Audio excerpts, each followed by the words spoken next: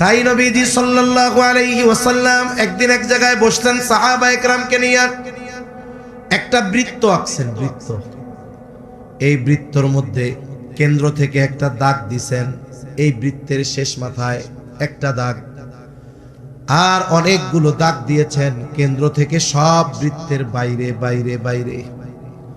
নবীজি সাল্লাল্লাহু আলাইহি ওয়াসাল্লাম বলেন, এই যে যে দাগটা কেন্দ্রের শেষে গিয়ে থামছে, এটা হলো তোমাদের হায়াত, আর ওই দাগের বাইরে যত দাগ, ওটা হলো সব আমাদের আশা। তার মানে হায়াত যতটুক, তার চাইতে আমাদের আশা বেশি। এরপরে নবীজি বলেন, বনি আদম, তাকে যদি এক জমিন ভর্তি স্বর্ণ দেওয়া হয়, সে আর এক জমিন ভর্তি স্বর্ণের আশা করবে, তার পেট ভরবে না। নবীজি বলেন, বনি আদমের পেট ভরবে একমাত্র কবরের মাটি দ্বারা। কবরের মাটি ছাড়া বনি আদমের চাহিদার পেট আর কিছু ভরাতে পারবে না। দুনিয়াতে এমন মানুষ আছে পুরা বডি প্যারালাইসিস, কোনো মতে কথা কইতে পারে, এও খালি চিন্তা করে যে আমার ওই টেহাগুলা ঠিক আছে নি, জমিতে ফসল হইছে নাকি, অথচ নড়াচড়ার কোনো শক্তি নাই, কিছু খাইতে পারে না। আছে না এরকম লোক অনেক? তাহলে কি বোঝা গেল যে আমি আপনি যদি তাকদীরের বিষয়ে সন্তুষ্ট না হই, আল্লাহ আমাকে যতটুকু দিয়েছেন এতটুকুর ব্যাপারে যদি আমি আপনি রাজি খুশি না হতে পারি, তাহলে আমার মনের অভাব, চোখের অভাব কিয়ামত পর্যন্ত দূর হবে না। আর যদি আল্লাহ যতটুকু দিয়েছেন আমি আপনি যদি বলতে পারি আলহামদুলিল্লাহ, আমার ঋণ নাই, পান্তাবাদ খাই, তাতে কি? নবীজি বলেন ওই বেটাই আসল ধনী। আর নবীজি আরেক হাদিসের মধ্যে বলেন যে আল গিনা গিনান নাফস, অন্তরের ধনী হলো আসল ধনী। তাহলে আমরা যদি প্রকৃতপক্ষে ধনী হতে চাই, আল্লাহ আমাকে যতটুকু দিয়েছে এর উপরে আমি আপনি সন্তুষ্ট থাকবো কর ইনশাআল্লাহ। আমি আরেকজনেরটা দেখে পরশ্রী কাতরতা আমার মধ্যে আনবো না। আরেকজনের আল্লাহ দিছে, তারে দিছে, অসুবিধা কি? আমি সব সময় চেষ্টা করব যে আমার নিচে কে আছে তার দিকে তাকানোর জন্য। জাগতিক বিষয়টা কি জানেন? জাগতিক বিষয় হলো, যদি আমি আমার চেয়ে যারা উপরে আছে দুনিয়ার হিসাবে যদি আমি তাদের দিকে তাকাই, তাইলে আমার মনে শান্তি আসবে না। আমার 2 তলা আছে, পাশের জনের 20 তলা, আমি যদি 20 তলার দিকে তাকাই, আমার 2 তলা তো 20 ঘর মনে হবে। কিন্তু আমি যদি নিচে তাকাই, ওই যে যেই ব্যক্তি রাস্তার মধ্যে শীতের সময় লুঙ্গিটারে কম্বল বানায় গায়ে দিয়ে ঘুমায় আছে, যেই ব্যক্তির থাকার জন্য ভালো একটা ঘর নাই, বৃষ্টি হলেও পানি পড়ে, শীতের সময় বাতাস ঢুকে, আমি যদি আমার নিচে যারা তাদের দিকে তাকাই, এই 2 তলা বাড়ি আমার কাছে জান্নাত মনে হবে, ঠিক কিনা বলেন? সেজন্য দুনিয়ার নিজাম হলো, মুসলিম শরীফের এক হাদিসের মধ্যে আসছে ইঙ্গিত যে আমার চেয়ে দুনিয়াবি অবস্থানে যে নিচে, আমি তার দিকে তাকাবো। আর আমলের দিক দিয়ে, তাকওয়ার দিক দিয়ে যে আমার চাইতে উপরে, আমি তার দিকে তাকাবো। তাইলে কি হবে? ওই আখিরাতের বিষয়ে যে আমার উপরে, তার দিকে তাকাইলে ওইটা অর্জনের চাহিদা আমার মধ্যে আসবে। আর দুনিয়াবি লাইনে আমার চেয়ে যে নিচে, যখন আমি তার দিকে তাকাবো, দুনিয়ায় যতটুক পাইছি আমার কাছে ওইটাই পরিতৃপ্তির কারণ হবে ইনশাআল্লাহ। তাহলে নবীজি 2 নম্বরে বলেন, ওয়া আরদা বিমা কাসামাল্লাহু লাকা তাকুন আগনান নাস। ও আবু হুরায়রা, তোমার জন্য আল্লাহ তাআলা যতটুকু নির্ধারণ করেছে তুমি তাতে সন্তুষ্ট থাকো, তাহলে কি হবে? তাকুন আগনান নাস, তুমি মানুষের মধ্যে সবচেয়ে বড় ধনী হয়ে যাইতে পারবা। 3 নম্বর নসিহত, নবীজি সাল্লাল্লাহু আলাইহি ওয়াসাল্লাম বলেন, ওয়া আহসিন ইলা জারিকা তাকুম মুমিনা। ও আবু হুরায়রা, তুমি তোমার প্রতিবেশীর সাথে ভালো আচরণ করো, তুমি প্রকৃত মুমিন হয়ে যাইবা। প্রতিবেশীর সাথে খারাপ আচরণ করে সে প্রকৃত মুমিন হতে পারে না। আফসোসের বিষয়, অথচ প্রতিবেশীর সাথে ভালো সম্পর্ক রাখা দরকার ছিল আমাদের। কিন্তু যত ধরনের দ্বন্দ্ব ফেসাদ গ্রাম অঞ্চলে, বিশেষ করে আমিও গ্রামের সন্তান, দেখেছি গ্রামের মধ্যে প্রতিবেশীর সাথে দ্বন্দ্ব বেশি। বাড়ির সীমানা নিয়ে দ্বন্দ্ব, জমির আইল নিয়ে দ্বন্দ্ব। বাড়ির সীমানা, ও কয় তোর মধ্যে আমার 5 হাত, ও কয় 10 হাত, ও কয় আমি নান, আনে কি আনে না। আমিন আনে মাপ দেওয়ার জন্য। আমিন মানে কি বলেন তো? আপনারা কোন আমিন মানে কি? বিশ্বস্ত, বিশ্বস্ত। আরবিতে আমিন শব্দের অর্থ কি? বিশ্বস্ত। কিন্তু অধিকাংশ আমিন বেঈমানির মতো কাম করে, মানে ও এমন ফন্দি লাগায়া যায় 3 মাস পরে যেন আবার ওরে ডাকা লাগে। যেমন দুনিয়ার উকিল যারা, এরা চায় না যে তার মামলার রায় হয়ে যায়, কারণ রায় হয়ে গেলেই তো টাকা পয়সা কামাই বন্ধ হয়ে গেল। ও চায় এটা যেন প্রজন্মের পর প্রজন্ম চলতে থাকে, তারিখ যেন জজ সাহেব 15 দিন পর পর দেয়, তাইলেও মনে মনে কে আলহামদুলিল্লাহ, এমন মক্কেলই তো আমার দরকার। অথচ প্রতিবেশীর সাথে আমাদের সম্পর্ক ভালো না। প্রতিবেশীর সাথে হৃদ্রতা সম্পর্ক বাড়াইতে বলছেন নবীজি। হাদিসের মধ্যে আসছে নবীজি সাল্লাল্লাহু আলাইহি ওয়াসাল্লাম বলেন, তোমরা তোমাদের তরকারির মধ্যে ঝোল বাড়ায়া দাও। কেন? নবীজি বলেন, যাতে করে তোমরা তোমাদের প্রতিবেশীর খোঁজ খবর নিতে পারো। ভালো রান্না হইছে, একটু নিয়ে যাও, খোঁজ খবর নাও। তুমি হয়তো ভালো খাইতেছো, হয়তো তোমার প্রতিবেশীর ঘরে আজকে খাবার ভাত খাওয়ার মতো ভালো তরকারি নাই, তুমি যদি একটু ঝোল নিয়ে যাও, একটা গোশতের টুকরা নিয়ে যাও, তার অবস্থাটা তুমি জানতে পারলা।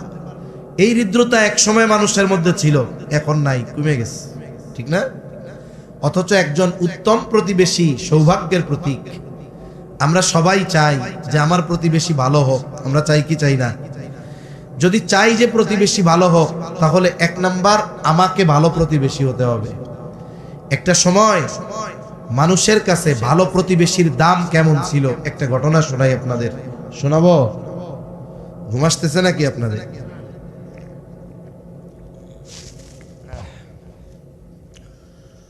আব্দুল্লাহ ইবনে মুবারক রাহমাতুল্লাহি আলাইহি জগৎ বিখ্যাত একজন মুহাদ্দিস। হাদিসের পৃষ্ঠায় পৃষ্ঠায় ওনার নাম আছে, আব্দুল্লাহ ইবনে মুবারক রাহমাতুল্লাহি আলাইহি। ওনার বাড়ির পাশে একটা জমি বিক্রয় হবে, ওনার পাশের বাড়ির সাথের প্লট বিক্রয় হবে। একজন অমুসলিম এটা বিক্রি করবে। স্বাভাবিকভাবে প্রত্যেক এলাকায় জমির একটা সাধারণ দাম থাকে, বেচা কেনার দর থাকে, হিসাব করে না? জিজ্ঞেস করে না, ভাই সম্প্রতি সময় কত করে বেচা কেনা হয়েছে? এটা হলো বাজার দর। অনেক সময় জমির চাহিদার কারণে, মনে করেন শতক 1 লাখ টাকা, কথার কথা, চাহিদার কারণে 2, 4, 5, 10 হাজার টাকা বেশি হতে পারে, কিন্তু বেচা কিনা 10 দিন আগে হয়েছে 1 লাখ টাকা কইরা। একেবারে ওই প্লেসের জমি যদি কেউ এসে কয় এই জমির দাম 2 লাখ টাকা শতক, মানুষজনে পিটা বেঁধে, এই মিয়া বাজার নষ্ট করতে আসছো, 1 লাখ টাকা করে বিক্রি হয়েছে, তুমি 10 দিন আগে এখন এসে 2 লাখ করে কইতেছো, কেমন পাইছো? একটা বাজারে বিক্রয় মানে বাজার দর আছে, হয়তো ওই জায়গায় 2, 4, 5 হাজার 10 হাজার বেশি হতে পারে, এটা কিন্তু একবারে 100% দাম বেড়ে যাবে, দ্বিগুণ হবে, এটা তো হয় না। এখন ওই লোক জমি বিক্রয়ের বিজ্ঞাপন দিছে, তার জমির যে দাম তার চাইতে দ্বিগুণের বেশি সে দাম চাইছে। মানুষজন তাকে বলতেছে, তুমি কি মগের মূল্য পাইছো নাকি? জমির দাম যা, তুমি নাইলে অল্প কিছু বেশি নিতে পারো, কিন্তু তুমি দ্বিগুণের বেশি দাম চাইলা কেন? মানুষেরা তাকে তিরস্কার করতেছে, বেশি কথা বলতেছে। তখন ওই ব্যক্তি বলতেছে, শোনো, তুমি যদি এই মূল্য দিয়ে এই জমিটা কিনো, তুমি শুধু একটা জমি পাইবা তা নয়, বরং তুমি যদি এই জমির মালিক হয়ে যাও, তাহলে তুমি আব্দুল্লাহ ইবনে মুবারকের প্রতিবেশী হয়ে যাইবা। ঐতিহাসিকরা লেখে যে যখন সেই কথা বলছে, সচেতন মানুষটা চিন্তা করছে, হ্যাঁ কথা তো ঠিক, আমি তার প্রতিবেশী হতে পারবো। এইবার কাড়াকাড়ি লেগে গেছে কে আগে এই জমি কিনতে পারে। তাহলে অতীতের মানুষ একজন ভালো প্রতিবেশী পাওয়াকে সৌভাগ্য মনে করত। সে মনে করত যে এটা আমার জন্য বড় নেয়ামত। এখন আমরাও চাই ভালো প্রতিবেশী হোক, কিন্তু আমার তো ভালো প্রতিবেশী হওয়া লাগবে, তাইলেই না আমি ভালো প্রতিবেশী পাবো। রাসূল আকরাম সাল্লাল্লাহু আলাইহি ওয়াসাল্লাম প্রতিবেশীর সাথে আচরণ, প্রতিবেশীর হকের ব্যাপারে কত গুরুত্ব নবীজি সাল্লাল্লাহু আলাইহি ওয়াসাল্লাম বলেন, আউসিনি জিবরিল বিল জার হাত্তা যানানতু আন্নাহু সাইওয়ারিসাহু নবীজি সাল্লাল্লাহু আলাইহি ওয়াসাল্লাম বলেন, জিবরাইল আমাকে প্রতিবেশীর হকের ব্যাপারে এত গুরুত্ব দিচ্ছিল, আমি তো এক সময় ধারণা করেছিলাম যে হয়তো প্রতিবেশীকে ওয়ারিশ বানায়া দেওয়া হবে। প্রতিবেশীর হকের ব্যাপারে এত গুরুত্ব দিচ্ছিল যে আমি এক সময় ভাবছি যে প্রতিবেশীর ওয়ারিশ বানায়া দেওয়া হবে। এই প্রতিবেশীর সাথে খারাপ আচরণ করা এটা কিয়ামতের আলামত। এক হাদিসে নবীজি বলেন, কিয়ামত ততক্ষণ হবে না যতক্ষণ প্রতিবেশী প্রতিবেশীকে হত্যা না করবে। এটা কিয়ামতের চূড়ান্ত একটা আলামত গুলার মধ্যে একটি, যে প্রতিবেশীকে মানুষ হত্যা করে ফেলবে। অথচ প্রতিবেশীর সাথে সদাচরণ করা এটা উত্তম মানুষ হওয়ার অন্যতম আলামত। আমরা যদি প্রকৃত মুমিন হতে চাই, উত্তম মানুষ হতে চাই, প্রতিবেশীর সাথে ভালো ব্যবহার করতে হবে। নবীজির কাছে দুইজন মহিলার খবর আসছে। কয়জন? দুইজন। একজনের ব্যাপারে বলা হলো, ইয়া রাসূলুল্লাহ সাল্লাল্লাহু আলাইহি ওয়াসাল্লাম, এই মহিলা এমন কোনো আমল নাই যে সে সেটা করে না। তার মানে ফজর থেকে নিয়ে, ঘুম থেকে জাগ্রত হওয়া থেকে নিয়ে ঘুমানো পর্যন্ত কোনো আমল তার ছুটে না। ফরজ, ওয়াজিব, সুন্নাতে মুআক্কাদা, কোরআন তিলাওয়াত, জিকির আযকার যা কিছু আছে কোনো কিছু তার ছুটা যায় না। অনেক ইবাদত করে, কিন্তু সমস্যা কি? সমস্যা হলো সে প্রতিবেশীর সাথে একটু খারাপ ব্যবহার করে, আর নাইলে ইবাদতের অভাব নাই।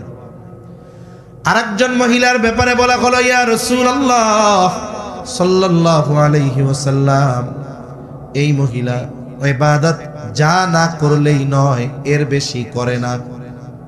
তার মানে ফরজ, ওয়াজিব, সুন্নাতে মুআক্কাদা এতটুকু শেষ না। তার আছে কোরআন তিলাওয়াত, না তার আছে অনেক জিকির আযকার, কিন্তু সে প্রতিবেশীর সাথে ভালো আচরণ করে। ইয়া রাসূলুল্লাহ, এই দুই মহিলার মধ্যে কে উত্তম?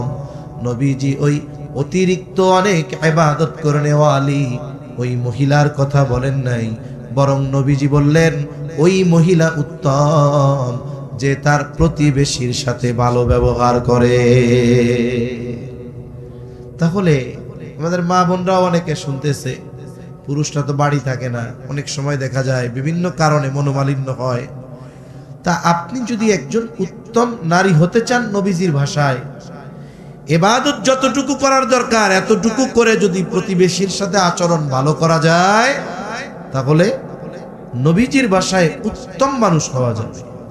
আমরা মনে করি যে ইবাদত করলাম অনেক নফল, আমি আল্লাহর ওলি হয়ে গেছি। না, আমার আখলাক, আমার চরিত্র, ভালো ব্যবহার, এগুলোর অনেক দাম। নবীজি সাল্লাল্লাহু আলাইহি ওয়াসাল্লামকে প্রশ্ন করা হচ্ছে। আবু হুরায়রা রাদিয়াল্লাহু তাআলা আনহু থেকে বর্ণিত, নবীজি সাল্লাল্লাহু আলাইহি ওয়াসাল্লামকে জিজ্ঞাসা করা হলো, ইয়া রাসূলুল্লাহ সাল্লাল্লাহু আলাইহি ওয়াসাল্লাম, মিজানে সবচাইতে ওজন হবে কোন আমল? আমল ওজন দেওয়া হবে, গণনা করা হবে না। বড় না ছোট এটা দেখা হবে না, মাপ দেওয়া হবে না, ওজন দেওয়া হবে। নবীজি নামাজের কথা বলেন নাই, রোজার কথা বলেন নাই, হজ যাকাতের কথা বলেন নাই। নবীজি বলেন মিজানে সবচাইতে ওজন হবে উত্তম চরিত্র। আমাদের ইবাদত কম হোক, নফল ইবাদত কম হোক, ফরজ তো ছাড়ার সুযোগ নাই, কিন্তু আমরা যেন মানুষের সাথে খারাপ আচরণ না করি। বিশেষ করে প্রতিবেশীর সাথে আমরা যেন ভালো ব্যবহার করি। প্রতিবেশীর সাথে আমরা যেন ভালো ব্যবহার করি, তাদের প্রতি যেন সদয় হই। অনেক সময় এমন হয়, প্রতিবেশী যদি সমান সমান হয় সম্পদের দিক দিয়ে, তাইলে একটু মিল টিল থাকে, কিন্তু প্রতিবেশী যদি একটু দরিদ্র হয়, ওই চিন্তা করে ওরে এইখান থেকে সিস্টেমে যদি খেদানো যায় তাহলে বাড়ির এরিয়াটা বড় হবে। অনেক লোক এমন আছে না নাই? অথচ উচিত কি ছিল, প্রতিবেশী যদি দরিদ্র হয় তার দিকে নজর দেওয়া, খেয়াল করা। অনেক জালেম এরকম আছে, প্রতিবেশী গরিব, একটু জমি আছে, বাড়ি যাওয়ার সময় তার জমির উপর দিয়ে হাইটা যাইতে হয়, হায় রে, দেয়াল দিয়ে রাস্তা বন্ধ করে দেয়, আছে না নাই? তুমি ওর বাড়ি যাওয়ার রাস্তা বন্ধ করলা, আল্লাহ যদি তোমার জান্নাতের রাস্তা বন্ধ করে দেয় কি করবা? খবরদার, আমরা খারাপ আচরণ করব না, বরং প্রতিবেশী যদি দরিদ্র হয় তার সাথে ভালো আচরণ আরো বেশি করব, তার খোঁজ খবর আরো বেশি রাখবো। দেখুন এই যে নবীজি সাল্লাল্লাহু আলাইহি ওয়াসাল্লাম প্রতিবেশীর ব্যাপারে খোঁজ খবর রাখতে কত গুরুত্ব দিয়েছেন, তাই না? এই যে দেখেন রোজার মাস আসতেছে, রোজার মাস স্বাভাবিকভাবে সবাই চিন্তা করে যে রোজার মাসে আমরা একটু ভালো টালো খাবো। রোজার মাসে অনেক মানুষ সামনে দেখা যায় হরেক রকমের ইফতার নিয়ে প্রস্তুত, 13-14 আইটেমের ইফতার আছে, অথচ দেখা যাবে তার প্রতিবেশী সকালবেলায় সাহারিতে আলু ভর্তা দিয়ে খাইছিল, ইফতারের সময় ওই ভাতই খাবে, পানি দিয়া রাখছে, এখন আলু ভর্তাও নাই, মরিচ পুড়াইয়া পেঁয়াজ দিয়া মাখায়া খাবে। এরকম আছে না নাই বলেন? আমি আপনি এই যে রোজার মাস অনেকে প্ল্যানিং করতেছে এখন থেকেই, কি কি কেনা যায়, ছোলা বুট এই সেই হ্যান ত্যান, ইফতার হবে আলিশান। ও ভাই, আমি আপনি এইভাবে ইফতার করার প্রস্তুতি নিচ্ছি, কিন্তু আমার প্রতিবেশীর দিকে আমি কতটুকু খোঁজ রাখলাম? অথচ নবীজি সাল্লাল্লাহু আলাইহি ওয়াসাল্লাম সাধারণভাবে ইফতার করানোর কত ফজিলতের কথা বলেছেন। নবীজি বলেন ইফতার করানোর ব্যাপারে, যদি কেউ রোজাদারকে ইফতার করায় একটা খেজুর দিয়ে অথবা পানি দিয়ে হলেও, এই যে ইফতার করাইলো, আলিশান খাবার খাওয়ায় নাই, শুধুমাত্র খেজুর দিয়া বা পানি দিয়ে এই ইফতার করানো কতটা ফজিলতের নবীজি জানায় দেন। এই ইফতার করানোর কারণে ইফতার করানেওয়ালা ওই রোজাদারের সমপরিমাণ সওয়াবের মালিক হয়ে যায়। যারেই খাওয়া তারে। সাধারণভাবে তো খানা খাওয়ানো কত ফজিলতের কাজ। নবীজি সাল্লাল্লাহু আলাইহি ওয়াসাল্লামের কাছে এক ব্যক্তি আসছে, আসার পরে জিজ্ঞাসা করতেছে আইয়ুল ইসলামি খাইর, ইসলামের মধ্যে উত্তম আমল কোনটা? নবীজি উম্মতের রূহানি ডাক্তার, একই প্রশ্নের জবাব নবীজি ব্যক্তির ভিন্নতায় ভিন্ন ভিন্ন জবাব দিতেন। এই ব্যক্তির ব্যাপারে নবীজি সাল্লাল্লাহু আলাইহি ওয়াসাল্লাম বলেন তুতঈমুত তাআম ওয়া তাকরাউস সালাম আলা মান আরাফতা ওয়া মান লাম তারিফ। নবীজি বলেন তুমি মানুষকে খানা খাওয়াও, আর পরিচিত অপরিচিত সবাইকে বেশি বেশি সালাম দাও। এই যে খানা খাওয়ানোর কথা নবীজি বলছেন, এইখানে কোনো স্তর বিন্যাস নবীজি করেন নাই। নবীজি বলেন নাই যে তুমি ধনীরে খাওয়াবা না, শুধু গরিবরে খাওয়াইবা, এমন বলে নাই। কোনো ব্যক্তি যত গরিব হোক, সেও যদি কোনো ধনীকে আল্লাহর খুশির জন্য খানা খাওয়ায়, বলে এতেও তার সওয়াব আছে না নাই? কোন উদ্দেশ্যটা কি? কাকে খুশি করা? আল্লাহকে খুশি করা। তাহলে আমি আপনি যদি কোনো ধনীকে খাবার খাওয়াই, ধনীর কিন্তু খাবার প্রয়োজন নাই, ওর তো অভাবই নাই, যার প্রয়োজন নাই তারই যদি খাওয়াই, এতে যদি সওয়াব হয়, তাইলে যার প্রয়োজন আছে তারে খাওয়াইলে সওয়াব বেশি না কম? যার খাবারের অভাব তাকে যদি খানা খাওয়ানো হয়, কমপক্ষে 2 গুণ সওয়াব।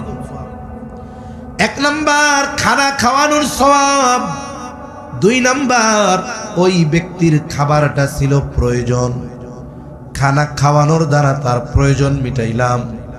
আর নবীজি হাদিসের মধ্যে বলেন, যখন কোন মুমিন অপর মুমিনের কোনো প্রয়োজন মিটায়, আল্লাহ তাআলা ওই ব্যক্তির দুনিয়া আখিরাতের প্রয়োজন আল্লাহ মিটায় দেয়। এখন যদি ওই গরিব মানুষ, অভাবী মানুষ প্রতিবেশী হয়, তাহলে এই খানা খাওয়ানোটা শুধু জরুরি বিষয় নয়, বরং এটা ঈমান সম্পৃক্ত বিষয়। নবীজি বলেন লাইসাল মুমিন আল্লাযী ইয়াশবাউ, ওই ব্যক্তি মুমিন নয় যে নিজে পেট ভরে খায় আর পাশে তার প্রতিবেশী অভুক্ত কাটায়। এখন রোজার মাস, আমি ধুমসে ইফতার খাইয়া পেটে গ্যাসের ডিব্বা বানায় ফেলতেছি, আর আমার প্রতিবেশী অভাবে পান্তাবাদ দিয়ে ইফতার করতেছে, আমি কি প্রকৃত মোমেন হইতে পারছি? জোরে বলেন পেরেছি? পারি নাই। নবীজি এই কথাই বলতেছে, তুমি তোমার প্রতিবেশীর সাথে উত্তম ব্যবহার করো, প্রকৃত মুমিন হতে পারবা। এজন্য প্রতিবেশী যদি অভাবী হয়, দরিদ্র হয়, খারাপ ব্যবহার না করা। তার যদি খাবারের প্রয়োজন হয়, তাকে একটু খাবার দিয়ে সহযোগিতা করা, পোশাকের অভাব যদি থাকে আল্লাহ যদি আমারে সামর্থ্য দেয় তার একটু পোশাকের ব্যবস্থা করে দেওয়া।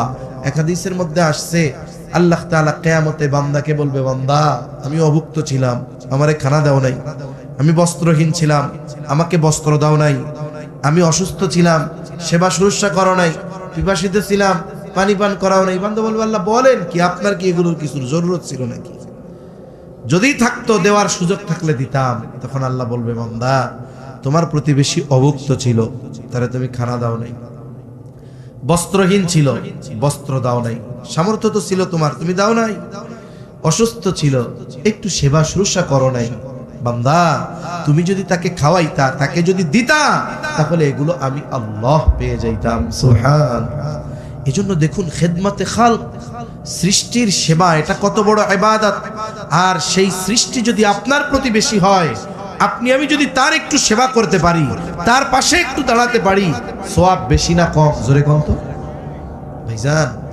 সামান্য সৃষ্টি, সমাজের নিকৃষ্ট প্রাণী যেটা, এটার খেদমতেও আল্লাহর কাছ থেকে মাফ পেয়ে গেছে। প্রসিদ্ধ হাদিস আছে, একজন পাপিষ্ঠা নারী একটা পিপাসিত কুকুরকে পানি পান করাইছে। বুখারীর হাদিস, নবীজি বলেন এই কারণে আল্লাহ তারে মাফ করে দিবে। আর একজন মানুষ, মহিলা একটা বিড়ালকে বেঁধে রাখছে, খাবারও দেয় না, ছেড়েও দেয় না, বিড়ালটা মারা গেছে। নবীজি বলেন এই কারণে তাকে শাস্তি দেওয়া হবে। কুকুরকে পানি পান করালো, কুকুরের এতটুকু দয়া দেখানোর কারণে আল্লাহ তার প্রতি দয়া দেখাইছে।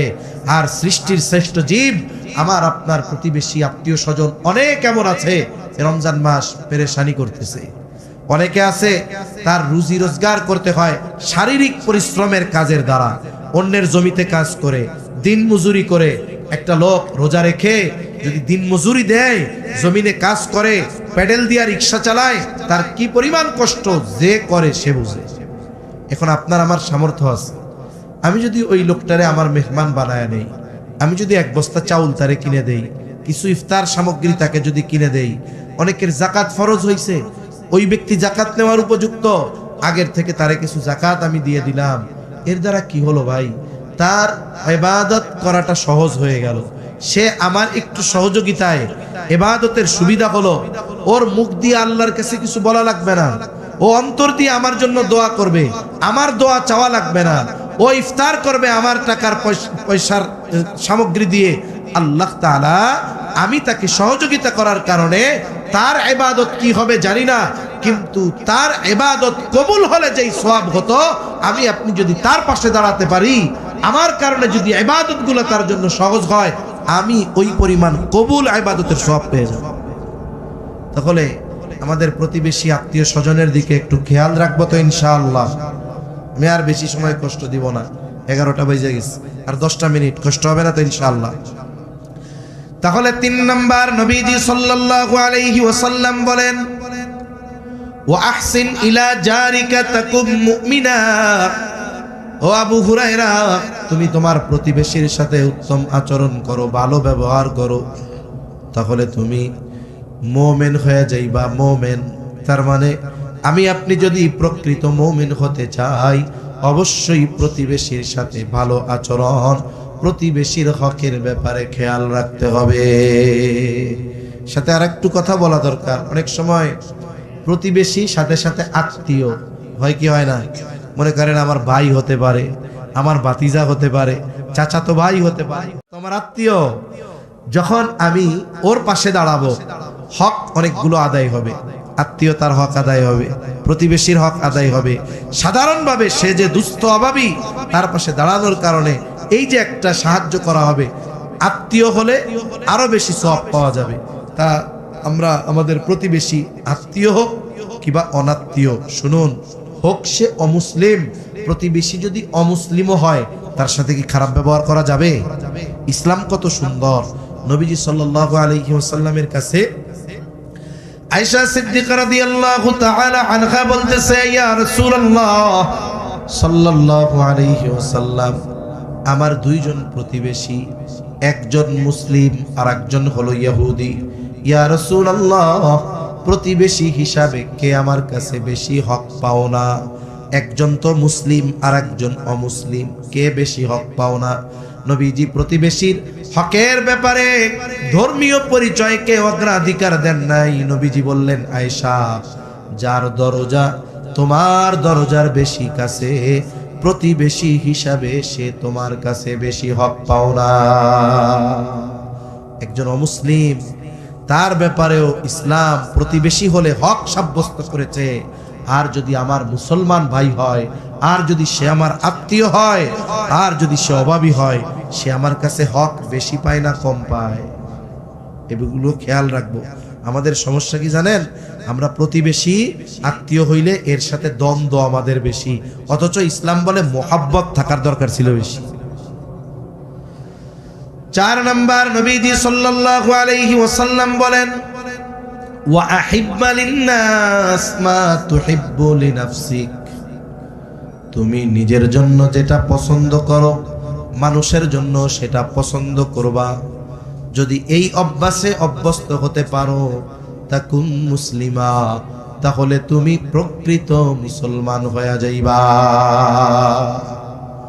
আমাদের অভ্যাস কি? আমি যেটা আমার জন্য পছন্দ করি, অন্যর ক্ষেত্রে করি না। এই পছন্দের বিষয়টা আচরণগত হতে পারে, আদান প্রদানের হতে পারে, খাওয়া দাওয়ার ক্ষেত্রে হতে পারে। আচ্ছা বলেন তো, আমি কি পছন্দ করি কেউ আমারে গালি দিক? জোরে বলেন না। কেউ কি আমরা পছন্দ করি কেউ আমার সাথে খারাপ ব্যবহার করুক? আমি চাই না যে কেউ আমার সাথে খারাপ ব্যবহার করুক, কিন্তু আমি আরেকজনের সাথে খারাপ ব্যবহার করি। ওই সময় আমার কোনো সমস্যা নেই, আমি আরেকজনের বকা দিই, কিন্তু আমারে কেউ বকা দিলে আমার মেজাজ গরম হয়ে যায়। অথচ প্রকৃত মুসলমানের পরিচয় ছিল সে যেমন নিজেকে কেউ গালি দিক এটাও পছন্দ করে, সাথে সাথে আরেকজনকে গালি দেওয়াও সে অপছন্দ করে। আমরা কি কেউ পছন্দ করি যে আমি পচা কোনো খাবার খাই? এটা পছন্দ করি না। তাহলে আমি এটাও পছন্দ করব না যে আমি আরেকজনকে কোনো পচা বা নিকৃষ্ট খাবার দিব। যেমন দেখুন, আমাদের দেশে এই রোজার মাসে যাকাত দেওয়া হয়। যাকাত মানুষ হিসাব করে বছরের যে কোনো মাসে দিতে পারে, চন্দ্র মাসে। কিন্তু অধিকাংশ মানুষ যাকাত দেওয়ার ক্ষেত্রে রমজান মাসকে বাছাই করে। কেন? এটা হিসাবের জন্য সহজ। আবার চিন্তা করে এই মাসে তো একটা ফরজ আদায় করলে বাইহাকির বর্ণনা 70 গুণ সওয়াব পাওয়া যায়, তাইলে এই মাসে যাকাতটা দিলে সওয়াব বেশি পাওয়া যাবে। হ্যাঁ, সামগ্রিক চিন্তা করে দিতে পারে, কোনো অসুবিধা নাই। কিন্তু আফসোস, আমাদের দেশে কিছু সাহেবরা আছেন, ওনারা যাকাত দেওয়ার নামে মানুষের সাথে উপহাস করে আর তামাশা করে। আছে না নাই? আচ্ছা, যাকাত দিব কেন? যাকাত ইসলাম ফরজ করেছে কোন উদ্দেশ্যে? যেন দরিদ্রতা দূর হয়ে যায়। এখন আমার যাকাত দেওয়ার সিস্টেমটা এমন যদি হইতো যে আমি এক পরিবারের মধ্যে একজনকে যাকাত দিব, যেই যাকাতের অর্থ দিয়ে সে তার দরিদ্রতা দূর করে সে যেন আগামী বছর যাকাত দিতে পারে। আপনার 1 লাখ টাকা যাকাত হইছে, কথার কথা ধরে, কথার কথা 1 লক্ষ টাকা। 1 লক্ষ টাকা আপনি আমি চাইলে 200 জনরে দিতে পারি। 200 জনরে দিলে টাকা পড়বে কত কইরা? 500। 200 জনরে 500 টাকা কইরা দিলে 500 টাকা দিয়া 1 কেজি শৈল মাছ হয় না? হয়। 1 বস্তা চাইল হয়। বাজারের সবচেয়ে কম দামি চাইলটা হয় 500 টাকা, 1 বস্তা 25 কেজি হয় না? তা আমি চিন্তা করি যে আল্লাহ আমারে যাকাত দেওয়ার তৌফিক দিয়েছে, আমার 1 লাখ টাকা যাকাত হইছে, আমি 2 জন মানুষকে দিব যেন তাদের দারিদ্রতা দূর হয়ে যায়। একটু খেয়াল রাখা দিব। ওর একটা রিকশা কিনে দিলাম, আরেকজনের একটা রিকশা কিনে দিলাম। ওই পরিবারে 4 জন লোক আছে, ওরাও যাকাত পাওয়ার উপযুক্ত, কিন্তু অভাবী না। এখন আমি যদি ওই পরিবারের 4 জনের মোট 5 জনের সংসার, ওই পরিবারের যিনি কর্তা তারে যদি একটা রিকশা কিনে দেই, সে যদি যথাযথভাবে এটা চালায়, 1500-2000 টাকা দৈনিক ইনকাম করে, এমন রিকশাওয়ালা আছে, ও তো 1 বছরে যাকাত দেওয়ার টাকা ওর হয়ে যায়। তাহলে কি হইল দেখেন, আমি যদি 500 কইরা দিতাম দরিদ্রতা দূর হইতো না, কিছু প্রয়োজন মিটতো। কিন্তু একজনের যখন আমি অনেক টাকা দিয়ে রিকশা কিনে দিলাম, 5 জনের অভাব দূর হইল। 2 জনের কিনে দিলাম, 10 জনের অভাব দূর হয়ে গেল। আমি আগামী বছরের জন্য দেখি যে আমার আশেপাশে প্রতিবেশী আত্মীয় স্বজনের মধ্যে সবচেয়ে অভাবী কে আছে, আমি আগামী বছর তাকে দেওয়ার জন্য প্রস্তুত হই। আসলে আমাদের যাকাত দেওয়ার সিস্টেমটা ভুল।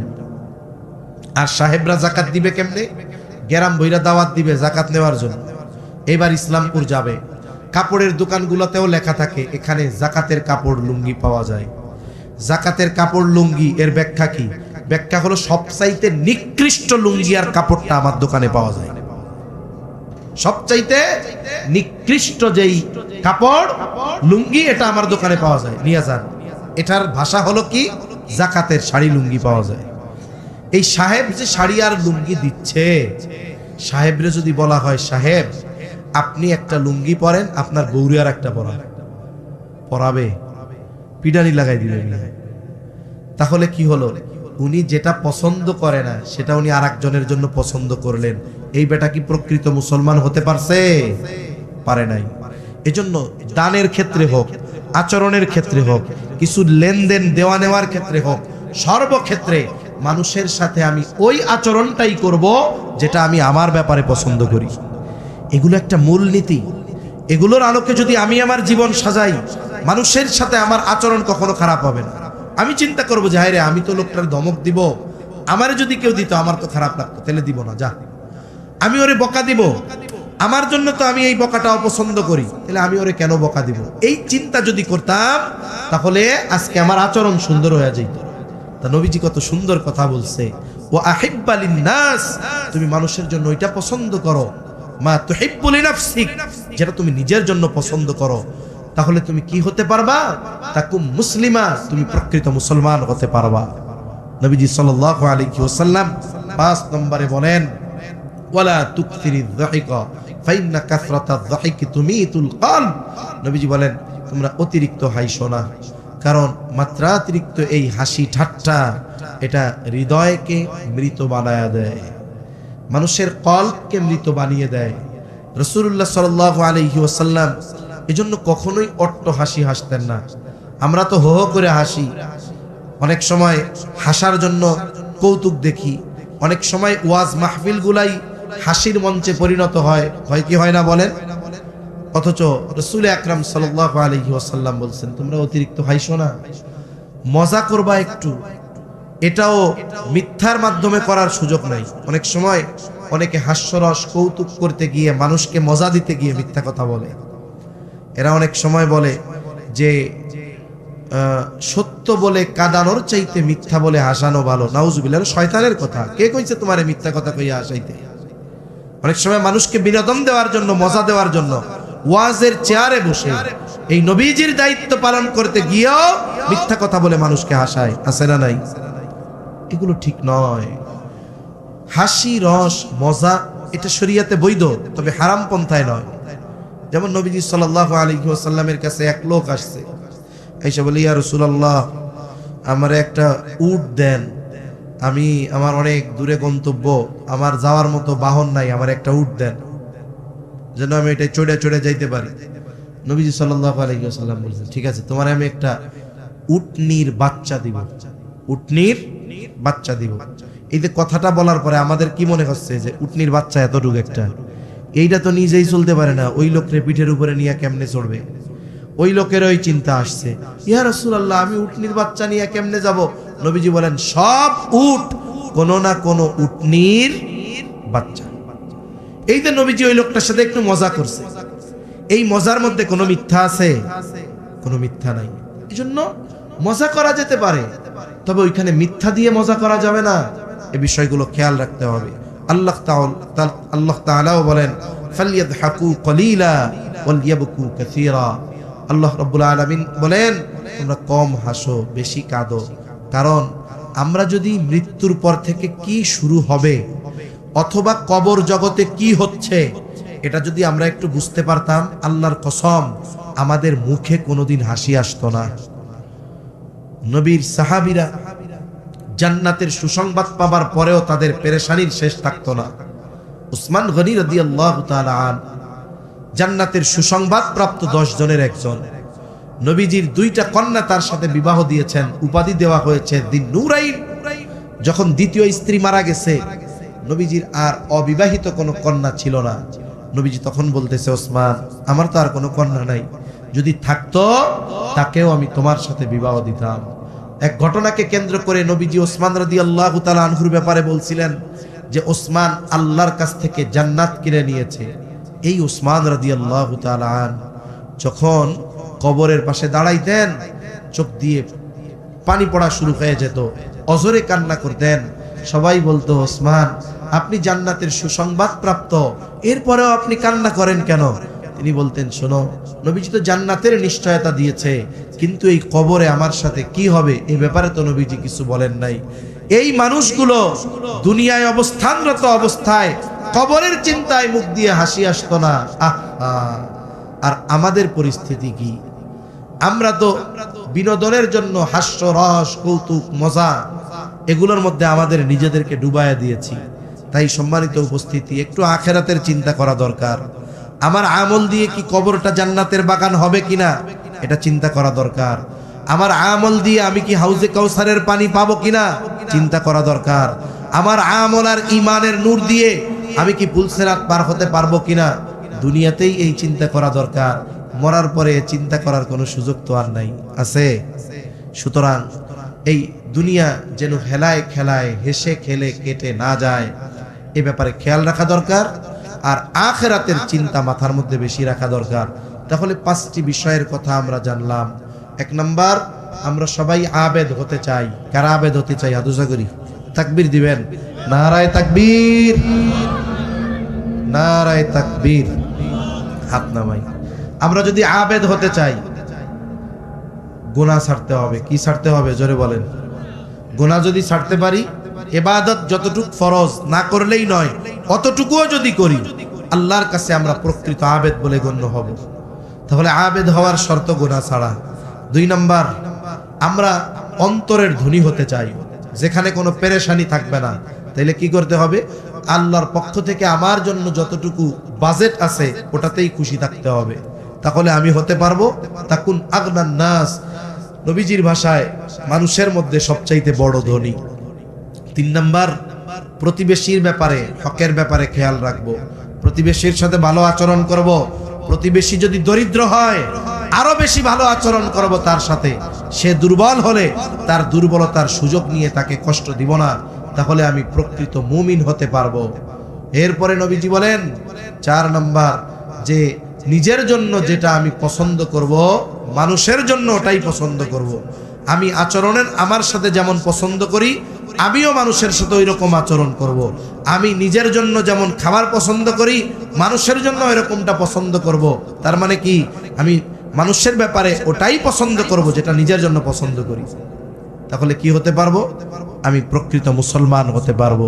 5 নাম্বার, আমরা অহেতুক মিথ্যা হাস্য রস কৌতুক দেখে দেখে এই হাসি তামাশা করে আমরা আমাদের দিলটাকে মৃত বানায় ফেলবো না। যদি কোনো হাসির বিষয় আসে, হাসবো। কেমনে? নবীজি হাসতেন তাবাসসুমান, মুচকি হাসি নবীজি সাল্লাল্লাহু আলাইহি ওয়াসাল্লাম হাসতেন। আর আমাদের অবস্থা কি? অনেক সময় আমাদের মা বোনরাও বাড়ির মধ্যে এত জোরে অট্ট হাসি হাসে, রাস্তা দিয়া পরপুরুষ গেলে ওই হাসির শব্দ শুনতে পাই। আছে না নাই? এই বিষয়গুলো ত্যাগ করতে হবে। আল্লাহ সুবহানাহু ওয়া তাআলা আমাদের সকলকে নবীজির এই দরদ মাখা গুরুত্বপূর্ণ নসিহতগুলোর আলোকে আমাদের জীবন সাজানোর তৌফিক আল্লাহ দান করেন। সকলে জবান খুলে বলি আমিন, আরো জোরে বলি আমিন। সাথে সাথে এই যে রমজান মাস চলে আসতেছে না, কয়দিন আছে? আর ধরেন আর 8 বা 9 দিন আছে সর্বোচ্চ। এই সময়টাতে কিছু প্রস্তুতি আছে। দোয়া তো নবীজি রজব মাস থেকে শুরু করতেন, আল্লাহুম্মা বারিক লানা ফি রজব ওয়া শাবান ওয়া বাল্লিগনা রমাদান। সাথে সাথে শাবান মাস আসলে নবীজি রোজা রাখতেন বেশি বেশি। আমরা কতটুকু কে রাখছি জানি না, সামনে যে কয়দিন আছে চেষ্টা করব রাখার কয়েকটা। তবে 29-30 তারিখ রাখবো না। এই কয়দিন ছাড়াই 7 দিন চেষ্টা করব বেশি বেশি রোজা রাখার। তাইলে কি হবে? যদি এখন একটু রোজা রাখি, তাহলে রোজার সাথে একটা সম্পর্ক জুড়া যাবে। রোজার শুরু থেকেই আরামে রোজা আমরা রাখতে পারবো। 2 নাম্বার, আমরা চাঁদ দেখে রোজা রাখবো। যেদিন শাবানের 29 তারিখ হবে, আমরা চাঁদ তালাশ করব পশ্চিম আকাশে। ওই দিন না দেখা গেলে পরের দিন তো 1 তারিখ হবেই জানি, এরপরেও চাঁদ তালাশ করব। সাথে সাথে রমজান মাসের জন্য আমরা নিজেদেরকে গড়ে তুলব। আর দুনিয়াবি যত প্রস্তুতি আছে এগুলোও আগের থেকে নিয়ে নিব। যেমন যেন বেশি বাজারে না যাওয়া লাগে। তারপরে মার্কেটিং আগের থেকে যদি করে রাখতে পারি, তাহলে রোজার মধ্যে ইবাদত করা সহজ হবে। নবীজি শেষ দশকে ইবাদতের গুরুত্ব বেশি দিতেন। আয়েশা সিদ্দিকা রাদিয়াল্লাহু তাআলা আনহা বলেন, কোমরে লুঙ্গি বাইন্দা নবীজি নামতেন। ওই যে পরিভাষা আছে না, কইরা ভাই একেবারে কাঁচা দিয়া নামছে। আসলে কি কাঁচা দিছে নাকি? তার মানে এই কাজের জন্য সর্বোচ্চ প্রচেষ্টা নিয়ে আসে নামছে। তারপরে কি কয়, কোমরে গামছা বান্ধা নামছে ভাই। আসলে তো ওনার পরা দেখি প্যান্ট, তাহলে কোমরে গামছা বান্ধা এটা একটা পরিভাষা। নবীজি লুঙ্গি বাঁধতেন শক্ত করে, মানে ইবাদতের জন্য সর্বোচ্চ প্রস্তুতি নিতেন। সারা রাত নিজে জাগ্রত থাকতেন, পরিবারের মানুষদেরকে জাগ্রত রাখতেন। অথচ আমাদের শেষ দশক কাটে হলো মার্কেটে মার্কেটে, তাই না? শেষ দশকে ইবাদতের গুরুত্ব নবীজি বেশি দিয়েছেন, আমরা মার্কেটের গুরুত্ব বেশি দেই। তাই মার্কেট টার্কেট যা করার আগে করে ফেলবো, তাহলে কি হবে? গোটা রমজান মাস যথাযথভাবে আমরা ইবাদতে অতিবাহিত করতে পারবো ইনশাআল্লাহ। আল্লাহ আমাদের বুঝবার তৌফিক দান করেন, আমিন। ওয়া আখিরু দাওয়ানা আনিল হামদুলিল্লাহি রাব্বিল আলামিন। আসসালামু আলাইকুম ওয়া রাহমাতুল্লাহি ওয়া বারাকাতুহু। আচ্ছা ভাই, এই যে আমার তরুণ যুবক ভাইরা অনেকে বাইরে দাঁড়ায় দাঁড়াইয়া অনেক কথা শুনছে, মাশাআল্লাহ। এখন আমরা দোয়া করব, তা দোয়ার সময় আপনারা সবাই একটু ভেতরে চলে আসেন, সবাই একটু বসেন, আমরা একটু আল্লাহর কাছে দোয়া করে এখান থেকে এরপরে বিদায় নিব ইনশাআল্লাহ।